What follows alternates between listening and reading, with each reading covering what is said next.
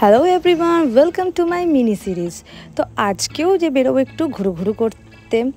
আর এই জামাটা আমাকে বিয়ের আগে আমার শাশুড়ি মা দিয়েছিল, তো ভাবলাম চলো এটাকেই একটু আমি পরে রেডি হই। আর এদিকে লব আমার চুল ছাড়িয়ে দিচ্ছিলো, কারণ আমার চুলটা এত বড় জোর ছাড়াতে আমি সবসময় পারি না, তো আমার খুব হেল্প করে দেয় বরটা থাকলে যা হয়। আর এখানে আমি গান করতে করতে রেডি হচ্ছিলাম, আর এই যে আমার ফাইনাল লুক।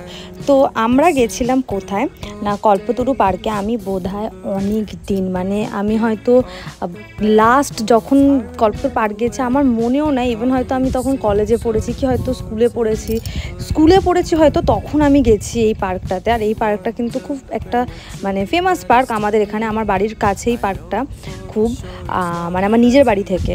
তো অনেক দিন পরে এই পার্কটাতে গেলাম। এটা অ্যাকচুয়ালি বাচ্চাদের জন্য খুবই স্পেশাল, আর যার জন্য খুব ভালো লাগে।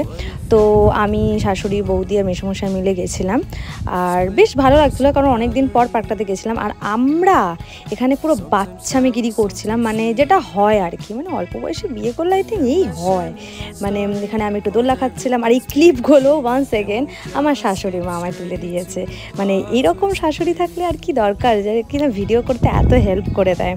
তো এইটুকুই ছিল ব্লগটা। তারপর একটু আমরা খাওয়া দাওয়া করেছিলাম, সেই ক্লিপটা আমি আর নিইনি। আর এত গরম করছিল আমি আর ভিডিও করতেই পারিনি, আমার স্পেস ফুল হয়ে গেছিলো এমনিতেও ফোনের। তো টাটা, বাবাই, দেখা হবে নেক্সট কোনো মিনি সিরিজে গাইজ।